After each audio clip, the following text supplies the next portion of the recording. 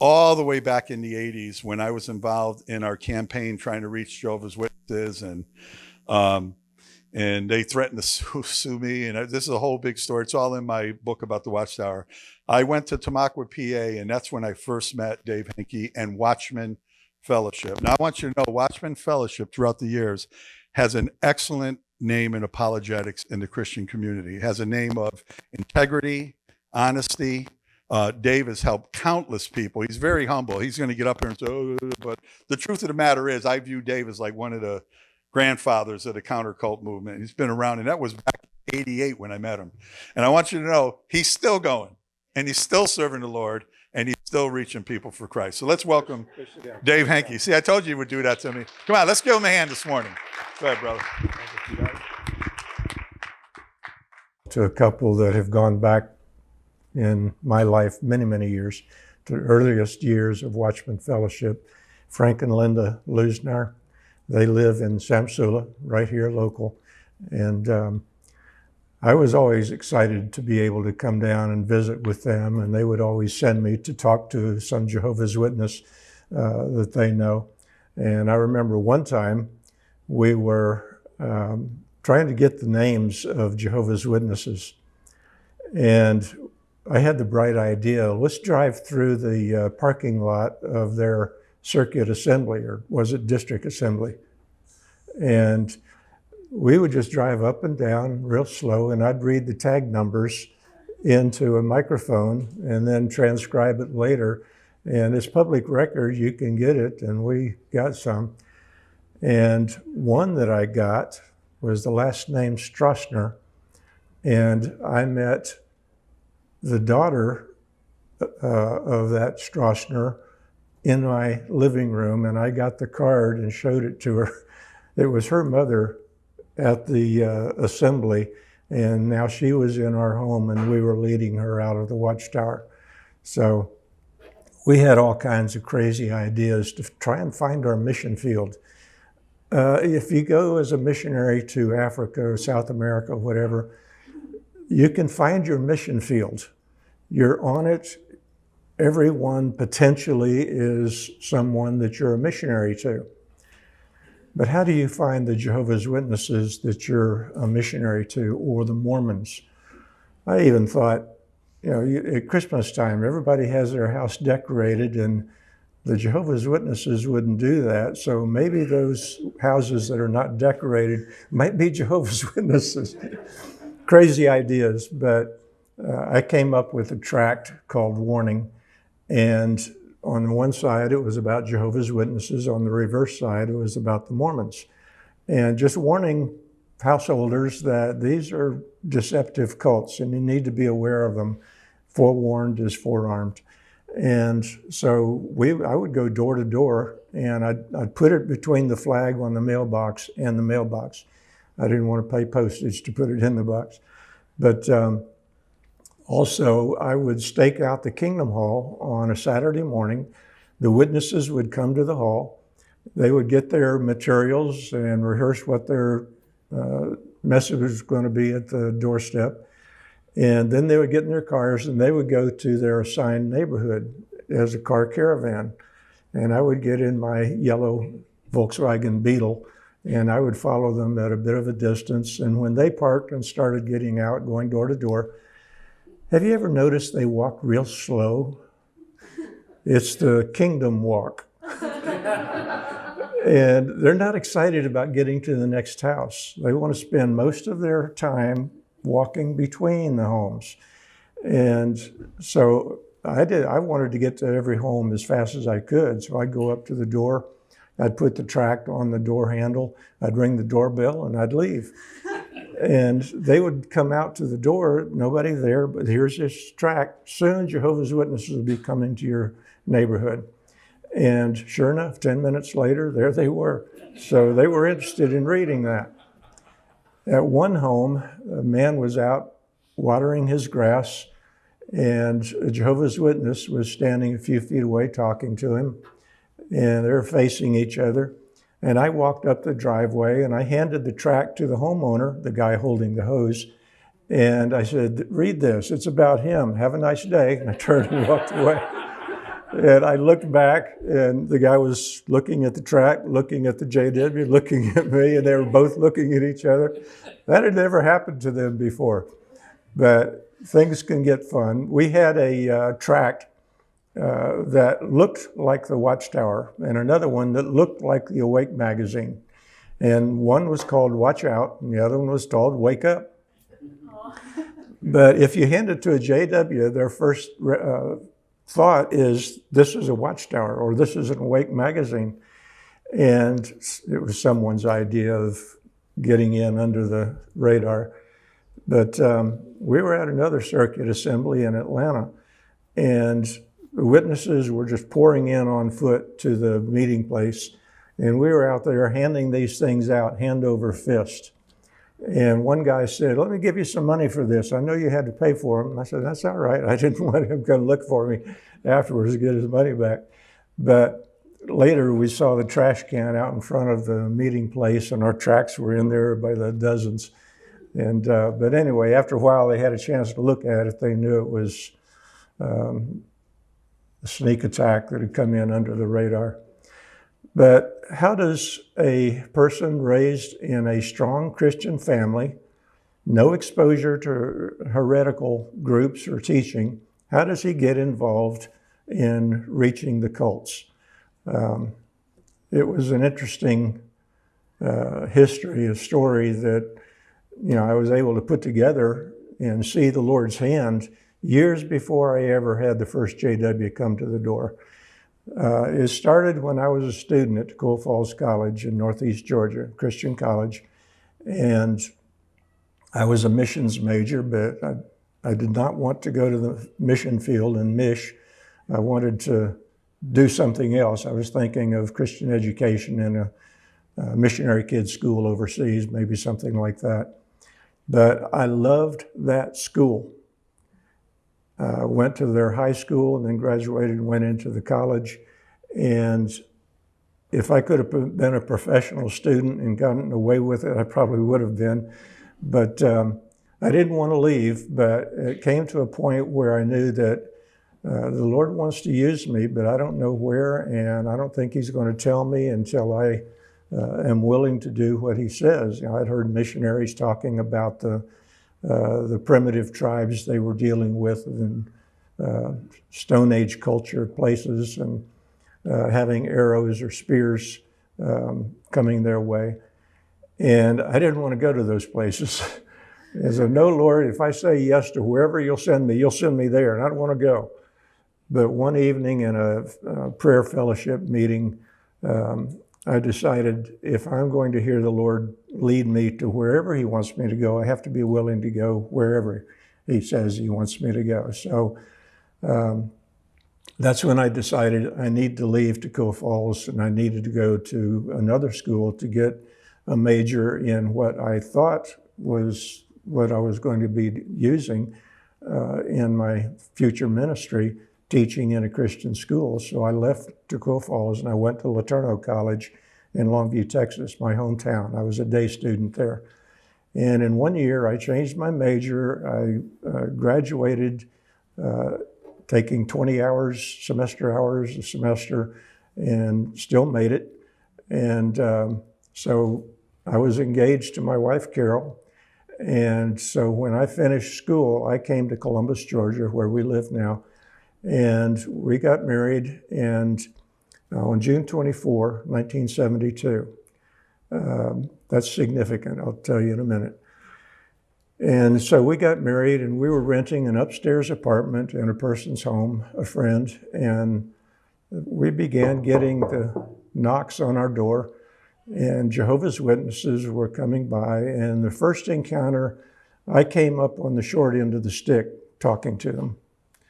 I had become interested in apologetics, and this was an area of apologetics.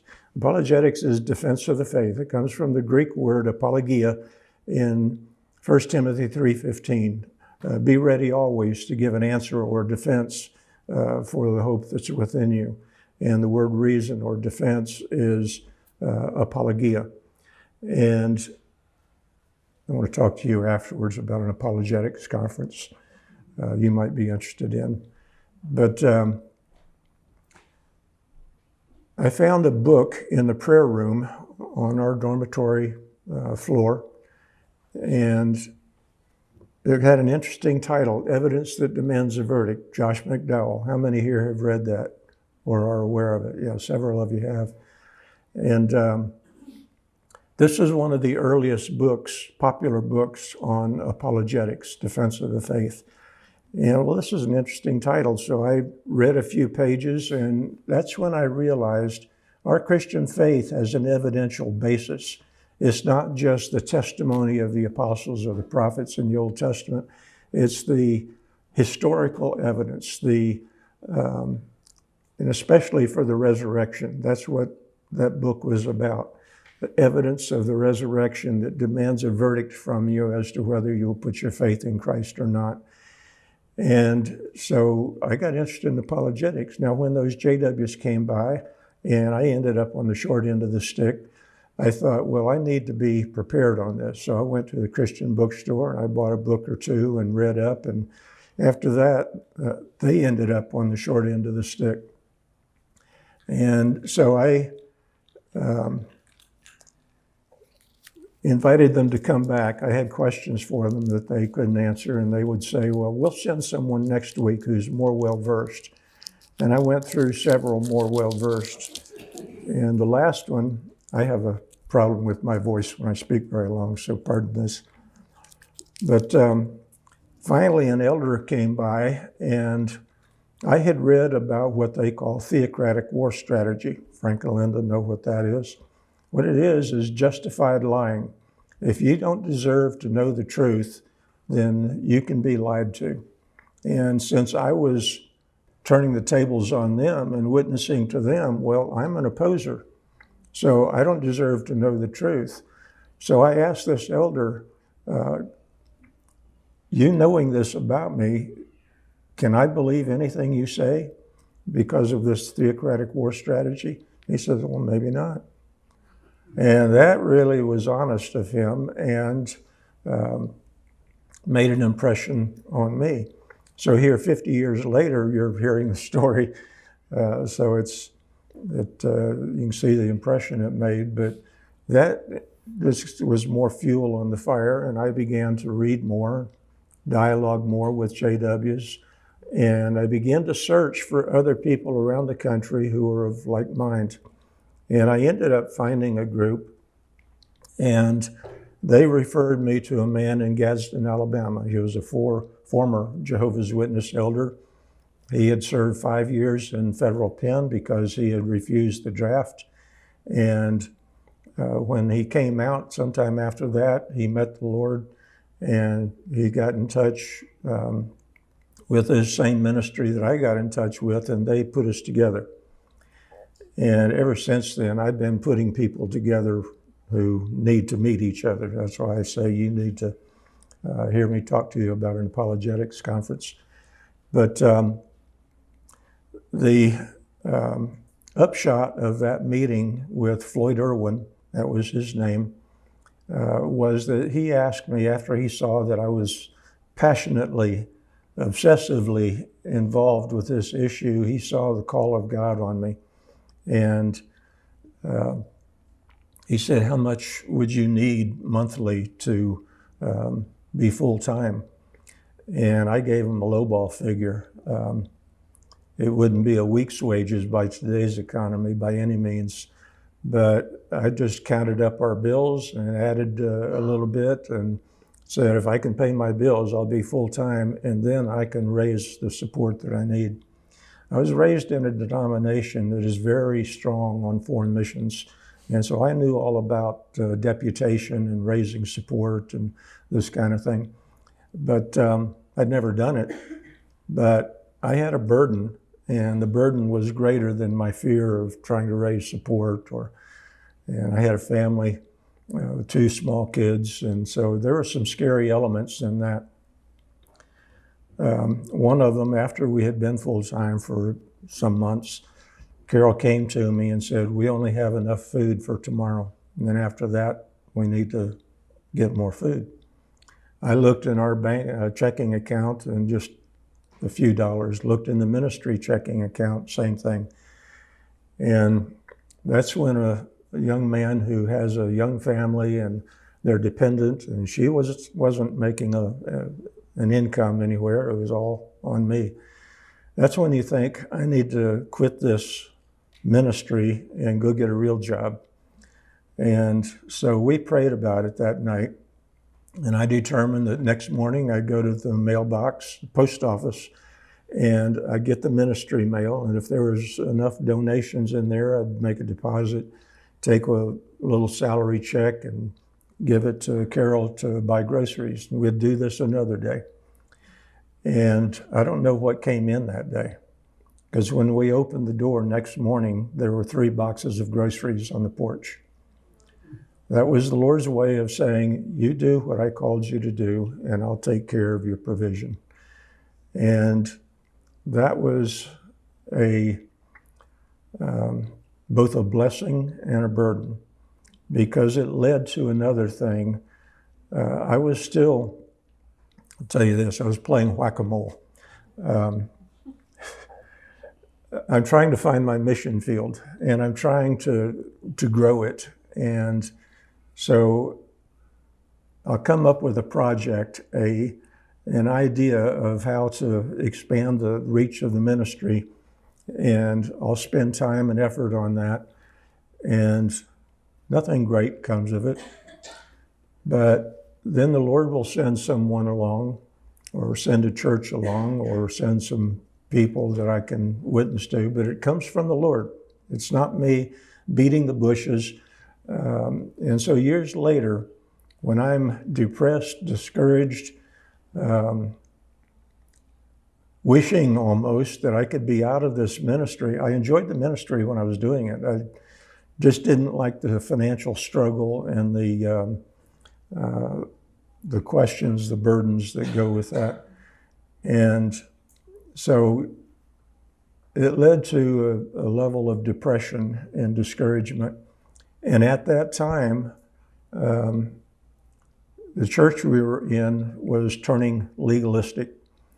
It was a mainstream church here in the South, and I didn't notice the legalism coming in, but it was coming in. I wasn't connected with where it was manifesting, but I was hearing things, and I didn't agree with them, but they were not important to me until it impacted our family.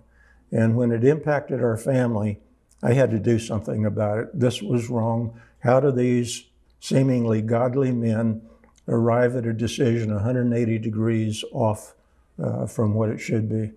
And so it hit me hard. Here, my family was being abused. And so I began to look for answers. I began to raise a ruckus with the church leadership, and they didn't like that, but too bad.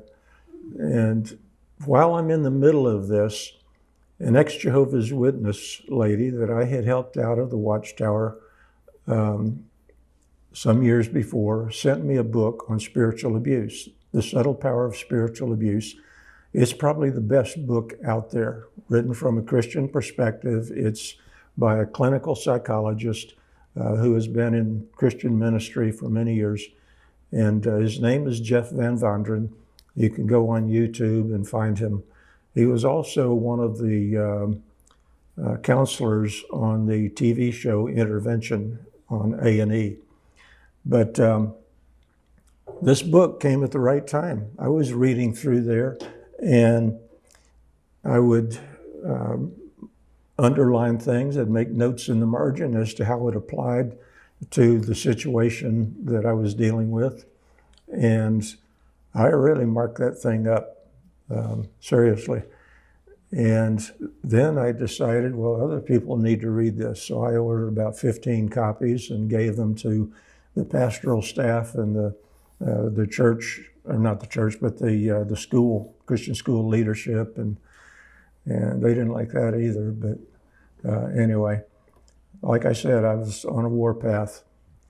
But the pastor came to me one day, and we were talking, and he asked the question, David, how do you define legalism? And the Lord gave me the verse instantly. And I've had that happen many times. Matthew 15:9, Jesus said that of the Pharisees that they were teaching for doctrines the commandments of men. And so you have the commandments of God, but then you take those commandments and you extrapolate out to how it applies to us today in our culture, our place, our time. And you shouldn't do that. You should go to what the scripture says and come up with for today guidance for whatever's going on.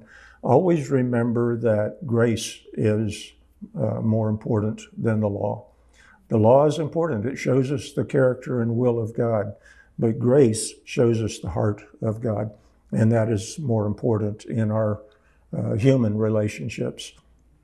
It's the way God has dealt with us. While we were yet sinners, Christ died for the ungodly. And so that introduction to spiritual abuse completely changed the direction of my ministry. Yeah, I still deal with Jehovah's Witnesses, Mormons, and other groups, but now this was dominating my time and my attention. And I wrote what we call a profile. A profile is a 4-page summary of a group, an ism, or a particular person who is a prominent leader in a ism. And so we've been doing that now for about 27 years, and we have about 130 plus profiles. And as far as a 3-ring binder notebook, it's this thick, over 600 pages. But I put them all on a thumb drive. If you're interested, you can get my card downstairs, email me, and I'll be glad to send you one. But I'll send it to you digital, not the notebook, not the thumb drive. I'll just send you a digital version. It's something that every pastor, any Christian leader, any parent should want to have, because there are so many isms out there. You need some resource that's quick and right at hand. And that's what this profile notebook does. So I wrote the profile on, on spiritual abuse, and it was sent out, and I get a phone call from a lady in Noonan, Georgia, and she's describing the church that they're in, and it's doctrinally orthodox, but operating dishonestly and like a cult. And it's sad that many Christian churches are overtaken by this, but you read in the New Testament, every book in the New Testament has something in it against heresy, false teaching, or false teacher. And all of them do, except for one book.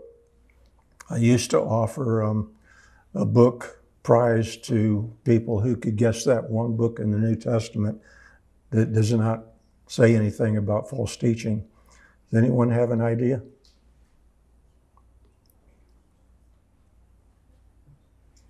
This book is back in a corner somewhere. It's not one of the prominent ones you immediately think of. Yes? No? It's Philemon. Runaway slave. Not a false teaching in there. It's just grace and love are the issues. But I had people say, how about this? How about that? You know, just trying to cover them all to win the book. But the book of Philemon is the only book in the New Testament that does not have a warning or teaching against false teaching, false doctrine. And so it's an important subject for us. We need to be prepared. But I get this call from this lady, and she says, we need help. And she described the situation, and I said, how many people are there, do you think, that would be interested in a meeting? She said, oh, probably a couple dozen. And I said, well, can you get them together in a home somewhere? A home, not a church. And let me explain the reason. People who have been seriously abused in a church setting will many times be triggered at the front door of a church. Negative emotions just rush in because they've associated their bad experience in a church. And so going to the door is, it's a problem for many. I'm teaching through my workbook at home right now, and there's one lady in the group who says, I may go to church once a month, but other times I just can't take the triggers when I'm there. And so I understand that.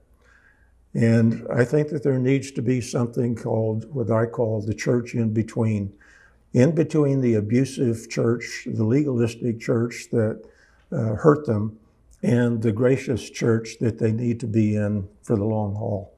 But some period of time in there where they have time to heal in an accepting environment and with other people who love them and have many times the same experience. And they can share experiences, compare notes, and learn from each other. Now, in my experience of abuse, I needed something to close that wound. And when we went up to Noonan, Georgia to meet with those 24 people, I was in their house before the majority arrived. And when they would arrive, they'd come in with a look of apprehension on their face.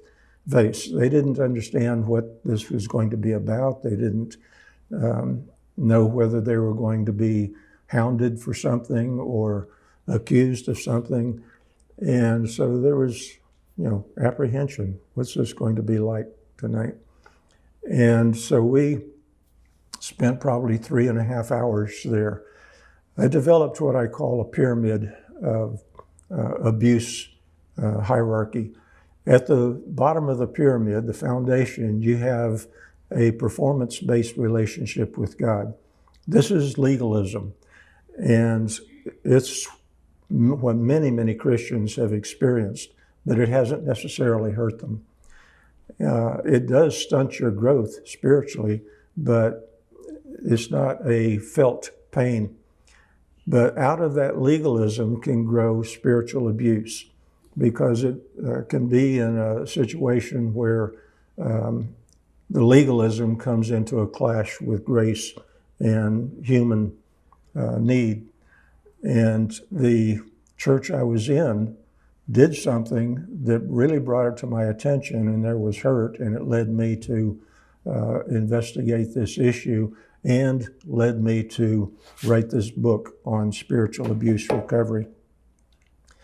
And so I started out at this pyramid describing the characteristics of legalism, and I told them, if there's something that you identify, raise your hand and tell us. And no one was raising their hand. Again, that apprehension. Am I going to be quoted to our church authorities and get in trouble? Finally, one person raised their hand kind of cautiously, and they gave the example that they had, and then the dam broke. About 3 hours later, we were finishing off. You see, at the pyramid, you have the performance or legalism at the bottom, spiritual abuse in the middle, and the capstone or the crown of the pyramid is mind control.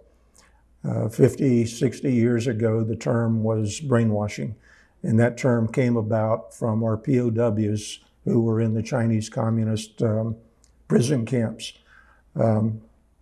Dr. Robert J. Lifton studied these POWs, and he came up with the 8 criteria that the communists used to break our soldiers and to cause them to become Marxist-Leninists and wanting to stay in China. But in the prisoner exchange, these soldiers were outside of that day in, day out, hour by hour control, where reward and punishment are the tools used to coerce them into believing in communism and not believing in themselves. And so when these guys were released, some months later, that control, that mind control began to dissipate. And that means that mind control, brainwashing, thought reform is another term that's used. These kind of things have to be maintained on a constant basis. Otherwise, when you drift away from it, a lot of that control begins to disappear, and your default personality comes back to the fore. And you begin to think for yourself again. Many times people will leave a cult. They'll continue to believe the theology, but they're not living the lifestyle. They're departing from it in that sense. The upshot of that meeting with those abuse victims in Newnan was that when we came out to our car afterwards, I told my wife, this is the most fulfilling experience I've ever had in my ministry. I saw these 24 people with the look of apprehension on their face, and when we were finished, they were smiling, laughing, hugging each other, and they had learned the truth. The problem was with this system, and that truth had set them free. The problem was not with themselves.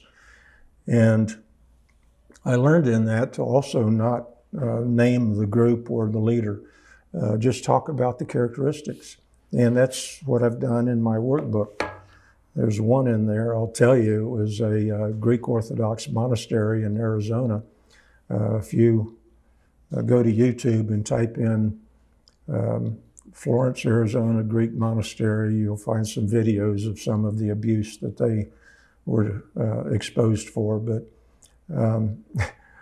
you have to change names like Abbott to something else. And in one example, I was using XYZ group, trying to avoid the name, because if I name the name of it, everything I say in here is about this group.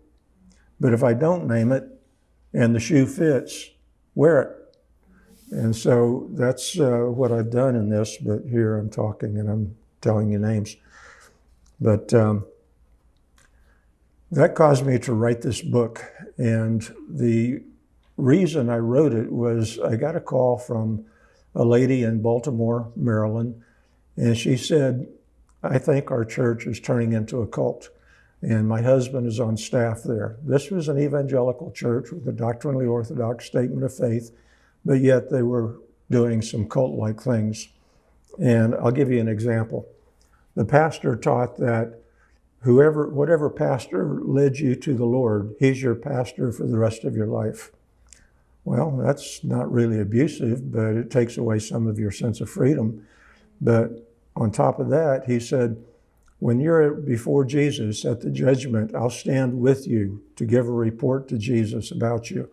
Oh, well, now I can't tell the pastor what I'm doing, because he'll report that to Jesus. Of course, Jesus knows, but you understand that gives him control on what you do, whether you support him or oppose to him or what have you. And so that's where the control comes in. But this lady said, how do I get my husband out of this church? And I said, well, get Jeff Van Vonderen's book, Subtle Power of Spiritual Abuse. Read it, mark it up, make notes in the margin about how it applies to the group you're in. And then when you finish, leave it on the coffee table. Your husband will see it. No, Subtle Power of Spiritual Abuse. You'll pick it up. What's this about? You'll see what you marked. You'll read the note in the margin, and that will draw him in. I get a call 5 weeks later. She said, it worked. He's out.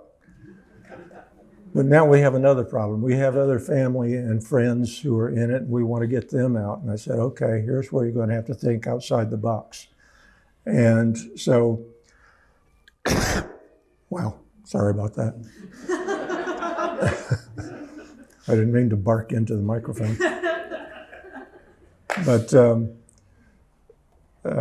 you can't walk up and down the sidewalk outside with a picket sign because they'll dismiss you right away. And so she came up with a very creative, outside the box way to gather all of the people who, and I have a list of names for the people who are in high control groups. At the top, you have the tyrant. He's the guy that's riding the tiger, but he dare not get off. Then below him, you have the henchmen, and they get their sense of fulfillment before God by serving God's appointed leader. And so they do some of his dirty work. discipline and that kind of thing. Then below that, you have the enablers. The enablers are what Walter Martin called suffering from non-rockabotus. Don't rock the boat. And they just want everything to go along comfortably and without controversy, and so they don't say anything. You see these kind of people in alcoholic families as well. But then the next one below that is the victim. And the victim is someone who has suffered under the legalism, and they feel like a victim, but they don't have any sense of what they can do about it to heal or to be more healthy. And then below that, you have the dissident. Now, someone can go from henchman to dissident in all the stages in between overnight. And in this group, I saw one person do that. But the dissident is a person who has seen the problem and said, this is wrong, and I stand against it.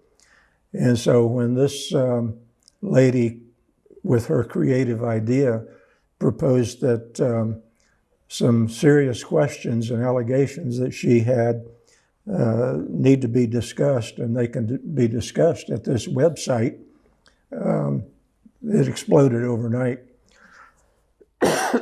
Oh, aim up, not down. So that website literally did explode in people posting, and you had the dissidents, you had people lurking who were just watching the goings on and not saying anything, and then you had the loyalists who were fighting for the group. And we saw a number of people gradually come over to the dissident side, and including some lurkers who finally spoke up and agreed. That group had about 20,000 members worldwide. I won't tell you the name. Al knows why. But the upshot was that the whole group imploded. They're still going today, and interestingly, and I don't know how much reality there is to this, but the leadership is talking about spiritual abuse out loud and on purpose. Now, does that mean that they recognize that in their history and they're doing this as a corrective? Jeff Van Vonderen said that in the church that he was in, when they were dealing with spiritual abuse, was they spoke about it out loud and on purpose. What's the reason for that? So that the people in the pews who have come from that background will feel safe there, and that the people who have not been through it will be equipped to recognize the symptoms when it may occur. And that caused a flood of people to come into that church. If you want to look it up, it's Church of the Open Door in Crystal, Minnesota. And they were flooded by people who had read Jeff's book and were coming to the church wanting to find people who they could identify with and could be a help to them.